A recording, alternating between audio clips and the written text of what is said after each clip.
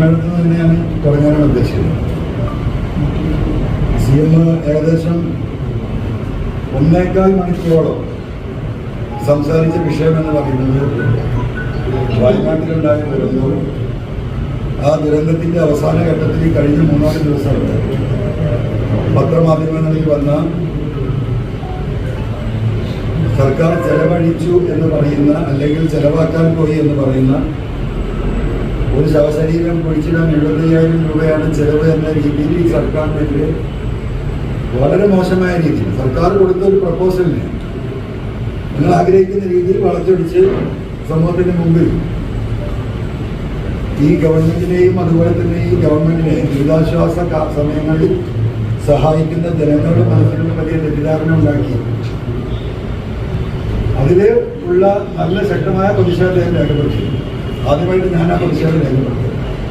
രണ്ടാമത്തെ എൻ്റെ റിക്വസ്റ്റ്, മുഖ്യമന്ത്രിയുടെ ഈ ചികിത്സാ ഫണ്ട്, സഹായ ഫണ്ട് ഈ കേരളത്തിൽ ഏറ്റവും കൂടുതൽ ആളുകൾക്ക് വാങ്ങിക്കൊടുത്തിട്ടുള്ള ഒരു നിയമനങ്ങളാണ്. കോടിക്കണക്കിന് 25,000 തൊട്ട് 5 ലക്ഷം വരെ വാങ്ങിക്കൊടുത്ത കേസ്. സത്യത്തിൽ അത് ഈ കേരളത്തിലെ ജനങ്ങൾക്ക് വലിയൊരു ആശ്വാസം, വലിയ ആശ്വാസം. അതുകൊണ്ട് എന്ത് കാര്യങ്ങളുണ്ടെങ്കിലും ബഹുമാനപ്പെട്ട മുഖ്യമന്ത്രിയുടെ ആ ചികിത്സാ സഹായ ഫണ്ട് ആളുകൾ അറിഞ്ഞിപ്പോൾ സഹായിച്ചിട്ടില്ല. അത് കിട്ടാത്ത രീതിയിലുള്ള ഒരു പ്രചരണത്തിലേക്ക് ദയവായി നിങ്ങൾ പോകരുത്. കാരണം ഈ സാധാരണ മനുഷ്യരുമായി ബന്ധപ്പെട്ട് പ്രവർത്തിക്കുന്നവർക്ക് അറിയാം അത് കിട്ടുമ്പോൾ അവർക്കുണ്ടാകുന്ന ഒരു ആശ്വാസം. ഇപ്പോൾ ഞാൻ കുറച്ച് കാര്യങ്ങൾ സൂചിപ്പിക്കാം, വരുന്നതിന് ചോദിക്കാം, ഞാൻ മറുപടി പറയാം. ഇവിടെ ഭാഗത്ത് തന്നെ ഉണ്ടായ വിഷയം, ഞാൻ ഉന്നയിച്ച വിഷയങ്ങൾ കേരളത്തിലെ ഉത്തരവാദിത്തപ്പെട്ട പോലീസ് ഉദ്യോഗസ്ഥർക്കെതിരാണ്.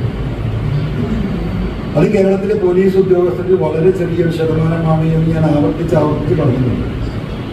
കേരളത്തിലെ പോലീസിൽ IPS ഉൾപ്പെടെയുള്ള ഒട്ടനവധി സത്യസന്ധരായ രാജ്യത്തിന് തന്നെ മാതൃകയായി പ്രവർത്തിക്കുന്ന കഴിവും ശേഷിയുമുള്ള ഉദ്യോഗസ്ഥർ, സാമൂഹ്യ പ്രതിബദ്ധതയുള്ള ഉദ്യോഗസ്ഥർ, നല്ല രീതിയിൽ ഹൈ ഗ്രാവിറ്റിയിൽ ഒരു കേസ് അന്വേഷിച്ച് കണ്ടെത്താൻ ശേഷിയുള്ള നല്ല IQ ഉള്ള ഓഫീസേഴ്സ്, അത് IPS ഓഫീസർ തൊട്ട് താഴെ സാധാരണ ഒരു പോലീസുകാരൻ വരെ ഉള്ള സംസ്ഥാനമാണ്.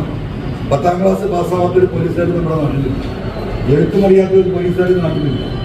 അപ്പം രാജ്യത്തിനാകെ മാതൃകയായിട്ടുള്ള പോലീസാണ് കേരളത്തിൽ, അതിലൊരു തർക്കമില്ല. പക്ഷെ മുഖ്യമന്ത്രി തന്നെ സൂചിപ്പിച്ച പുഴുക്കുത്തുകളെ കുറിച്ചായിരുന്നു ഞാൻ പറഞ്ഞിരുന്നത്. ആ പുഴുക്കുത്തുകൾക്കെതിരെയുള്ള പോരാട്ടമാണ്. അത് ഇനിയും തുടരുക തന്നെ ചെയ്യും, അതിന് യാതൊരു തർക്കവുമില്ല. അപ്പോൾ ഞാൻ ഉന്നയിച്ച വിഷയങ്ങൾ ബഹുമാനപ്പെട്ട മുഖ്യമന്ത്രിയെ അത് പൂർണ്ണമായും തെറ്റിദ്ധരിപ്പിച്ചിട്ടുണ്ട്, പൂർണ്ണമായും തെറ്റിദ്ധരിപ്പിച്ചു. എൻ്റെ ബോധ്യം അതാണ്. ആ തെറ്റിദ്ധാരണ മാറുമ്പോൾ CM എന്ന് സൂചിപ്പിച്ച കാര്യങ്ങളിൽ മാറ്റം വരും. അവിടത്തേക്കാണ് ഞാൻ പോകുന്നത്. ബഹുമാനപ്പെട്ട മുഖ്യമന്ത്രി സൂചിപ്പിച്ചത് പോലീസുകാരുടെ മനോവീര്യം തകർക്കുന്ന ഒരു തീരുമാനം ഉണ്ടാവില്ലെന്ന്. അങ്ങനെ തന്നെയാണ് വേണ്ടത്, അതിലൊരു തർക്കമില്ല.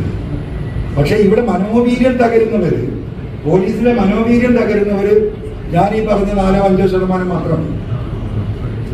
ഈ ക്രിമിനലുകളാണ്, അവരുടെ മനോവീര്യമാണ് തകർന്നിട്ടുള്ളത്. സത്യസന്ധമായി പ്രവർത്തിക്കുന്ന IPS ഉദ്യോഗസ്ഥർ തൊട്ട് കേരളത്തിലെ താഴെക്കടയിലുള്ള പോലീസ് ഉദ്യോഗസ്ഥർ വരെ മനോവീര്യം വലിയ ലെവലിൽ ഉയർന്നിരിക്കുകയാണ്. ബഹുമാനപ്പെട്ട മുഖ്യമന്ത്രി മനസ്സിലാക്കേണ്ടതാണ്.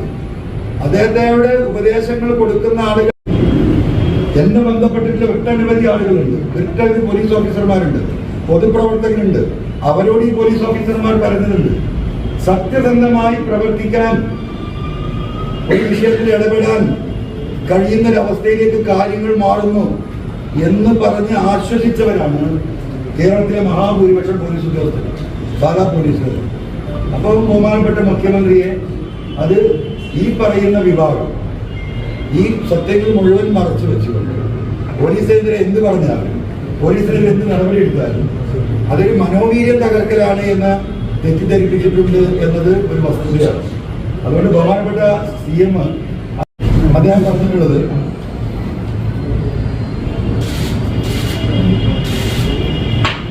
നമ്മുടെ മലപ്പുറം SP ആയിരുന്ന സുജിത് ദാസ്, അദ്ദേഹത്തിൻ്റെ ഫോൺ കോള് ഞാൻ റെക്കോർഡ് ചെയ്ത് പ്രക്ഷേപണം ചെയ്തതിനെ കുറിച്ച് അദ്ദേഹം പറയുകയുണ്ട്. നമുക്ക് കേട്ടതാണ്, സ്വാഭാവികമാണ്.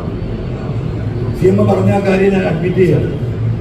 ഞാൻ ഇന്നലെ അഡ്മിറ്റ് ചെയ്യുന്നത് ഈ ഫോൺ കോള് നിങ്ങളിലേക്ക് ഞാൻ ജനങ്ങളിലേക്ക് കൈമാറുന്ന അവിടെ ഞാൻ പറഞ്ഞിട്ടുണ്ട്, എന്റെ ജീവിതത്തിൽ ഞാൻ ചെയ്യുന്ന ഏറ്റവും വലിയ ചെറ്റത്തരമാണിത്. നിങ്ങളൊക്കെ കേട്ടതാണല്ലോ. മാഷി കേട്ടിട്ടില്ലേ?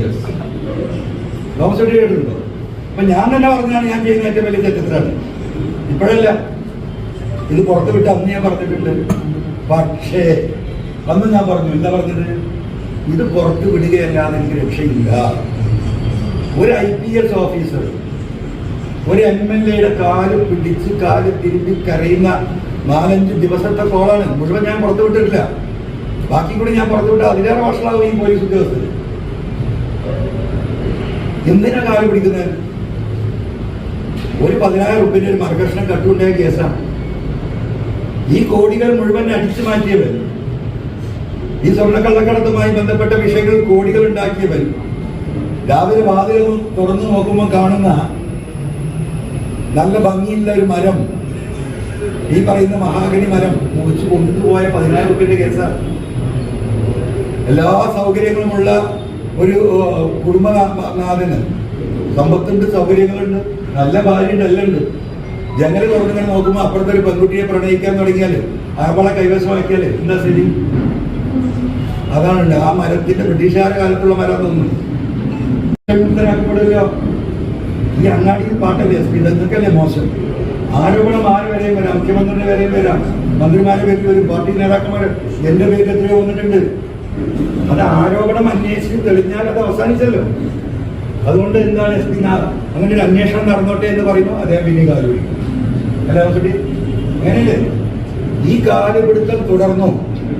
ഈ കാലുപിടുത്തം തുടർന്നാൽ എന്താ നമുക്ക് മനസ്സിലാവുക? അദ്ദേഹം കള്ളനല്ലെങ്കിൽ, ഇത് ഇടപെട്ടിട്ടില്ലെങ്കിൽ, പറഞ്ഞ കാര്യം ശരിയല്ലെങ്കിൽ ആയിക്കോട്ടെ, മേലെ അന്വേഷിച്ചോട്ടെ, അന്വേഷിച്ച് സത്യം കണ്ടത്. അപ്പോ അങ്ങനെ ഒരു IPS ഓഫീസർ ഇങ്ങനെ കള്ളത്തരം ചെയ്യും. ഈ കൊള്ളക്കും കൊലക്കും കൂട്ടു നിൽക്കുന്ന ഒരു IPS ഓഫീസർ ആ ഫോൺ റെക്കോർഡ് പഠിച്ചോണ്ടിരിക്കുന്നത് നിങ്ങൾ ആലോചിച്ച് നോക്കൂ. 4-5 ദിവസം ഞാൻ ചോദിക്കുന്നതിന് ഉത്തരം പറയാ. അദ്ദേഹത്തിന് മനസ്സിലായോ? ഞാൻ ചോദിച്ചെടുക്കുകയാണെന്നില്ല, ഏത് കുട്ടിക്കും മനസ്സിലാവും. അദ്ദേഹത്തിന്റെ കോമൺ സെൻസ് പോലും അടച്ചു ദൈവം. അദ്ദേഹത്തിന്റെ ചിന്താശേഷി പോലും അടച്ചു. ഒരു 5ാം ക്ലാസ് പഠിക്കുന്ന 5 വയസ്സുള്ള കുട്ടി പറയുന്നത് പോലെ ഞാൻ ചോദിക്കുന്ന ചോദ്യങ്ങൾക്ക് ഉത്തരം നൽകിക്കൊണ്ടേയിരുന്നു. എന്താണ് മനസ്സിലാക്കേണ്ടത്? അപ്പൊ ആ ഒരു കാര്യം ഞാൻ പുറത്തു വിട്ടില്ല എന്നെങ്കിൽ ഞാൻ ചോദിക്കട്ടെ, ഞാൻ ഈ ഉന്നയിച്ചു വന്ന വിഷയങ്ങളിൽ അടിസ്ഥാനപരമായിട്ട് ഈ സമൂഹത്തെ എനിക്ക് കൃത്യമായി ബോധ്യപ്പെടുത്താൻ കഴിഞ്ഞ ഏക സംഗതി എന്താണ്? ഈ ഫോൺ റെക്കോർഡിംഗ് ആണ്. ആ ഫോൺ റെക്കോർഡിംഗ് ഇല്ലെങ്കിൽ ഇതിന് എവിടെ എത്തും?